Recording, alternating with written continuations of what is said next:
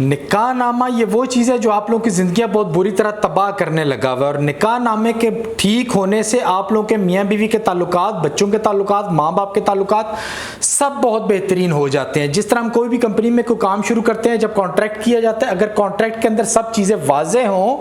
सब चीज़ें क्लियर हों, तो हमारा कॉन्ट्रैक्ट बहुत कामयाबी के साथ मुकम्मल होता है। लेकिन अगर कॉन्ट्रैक्ट ही ना वाज़ेह हो या कोई कॉन्ट्रैक्ट ही मौजूद ना हो तो 99.9% यही चांस होता है कि आपके लड़ाई झगड़े, आपके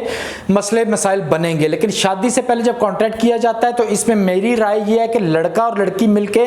वहाँ पे शर्तें नहीं लिखें, ना ही लड़के के घर वाले ना ही लड़की के घर वाले मिलके शर्तें रखें, क्योंकि इस तरह करने से आप दोनों की आपस में लड़ाइयाँ बढ़ेंगी। बल्कि कोई थर्ड पार्टी हो जिसका दोनों से ताल्लुक ना हो या दोनों उस पर मुत्तफिक हों। सबसे पहले ये हुकूमत का काम बनता है कि वो माँ, रियासत माँ जैसी होती है, जिम्मेदारी कबूल करके जो हमारा पुराना जो निकाह नामा है उसको ख़त्म करें, रद्दी की टोकरी में फेंकें और कोई बेहतर निकाह नामा बनाएं जिसमें तमाम शराइत हुकूमत की तरफ से रिटर्न हो और दोनों पार्टियां, लड़का और लड़की, उसको लाजमी माने। अगर ऐसा मुमकिन नहीं है तो आप जिस मकतबा फ़िक्र से ताल्लुक़ रखते हैं या जो लोग आपका निकाह पढ़वाते हैं वो कुछ इनिशिएटिव लें और एक कोई ना कोई कॉन्ट्रैक्ट ऐसा बनाएं जिससे दोनों मुत्तफिक हो सके और उनकी शर्तें बन सके। अब आपने वो जो कॉन्ट्रैक्ट है उसमें लिखना क्या होता है, अगर आप कुछ भी नहीं कर सकते तो कम से कम एक स्टाम्प पेपर दोनों जो आपके सरबराह हैं घर के वो आपस में मुत्तफिक होके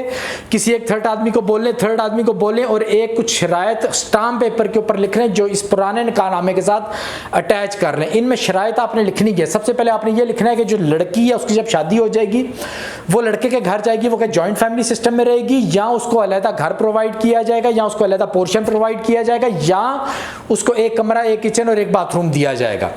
दूसरा आपने ये पता करना है कि वहाँ पे उस घर में क्या लड़की की ये जिम्मेदारी होगी कि लड़के के माँ बाप, बहन भाइयों का भी सब कपड़े धोने, उनका ख्याल रखना, उनकी सब बातों को मानना ये उससे ज़रूरी होगा या ज़रूरी नहीं है। कोई भी इख्तलाफ पैदा होता है लड़के के माँ बाप या बहन भाइयों से तो क्या वो ये सब आपस में एक दूसरे के साथ डायरेक्ट कन्वर्सेशन कर सकते हैं, लड़ाई झगड़े कर सकते हैं कि दोनों को खावंद के थ्रू होके एक दूसरे तक पहुंचना हुआ करेगा। इससे अगली बात ये लिख लें कि खावंद की जो आमदनी है उसका ज़रिया क्या है, उसकी आमदनी कितनी है, वो कहाँ पर काम करता है, वहाँ के एड्रेस की पूरी डिटेल उस फॉर्म के ऊपर मुहैया की जाए। उस खावंद के जितने भी एसेट हैं या उसकी जायदाद है वो क्या क्या चीज़ें उसके पास हैं, सब चीज़ों की डिटेल वहाँ पे मेंशन कीजिए। उस खावंद के जो दोस्त हैं वो दोस्त कौन कौन से हैं उनके एड्रेस वहाँ पे लिख लिए जाएं ताकि लोगों को मज़ीद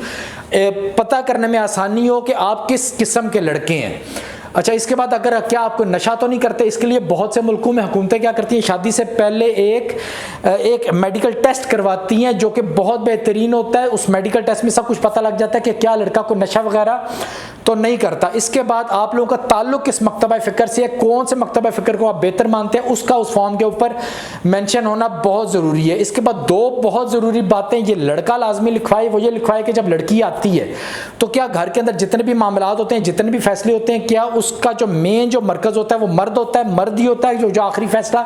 करता है और औरत को ही उसी के सारे फैसले मानने पड़ते हैं। अक्सर मर्द गलत भी हो सकता है, उसका फैसला गलत भी हो सकता है, लेकिन क्या औरत को उसका मानना ज़रूरी है या औरत अपने तरीके से और अपने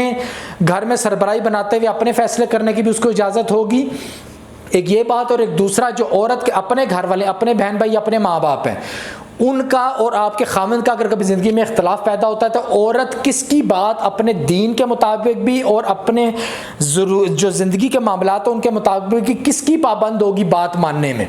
क्या खामद को वो हमेशा तरजीह देगी या वो दोनों में फ़र्क करके लड़ाई झगड़े किया करेगी और अपने घर वालों को ज़्यादा तरजीह दिया करेगी? इस तरह की मज़ीद और कोई बेसिक शराइतों आप लिख के अगर कॉन्ट्रैक्ट एक बना लेते हैं ऐसे शादी करने से पहले, निकाह नामा जब कर रही होती हैं, निकाह नामे को ये असल निकाह नामा समझे और इस तरह करके निकाह नामा करें तो मुझे यकीन है आप लोग के बहुत सारे मसले जो हैं वो बहुत जल्दी हल हो जाएंगे।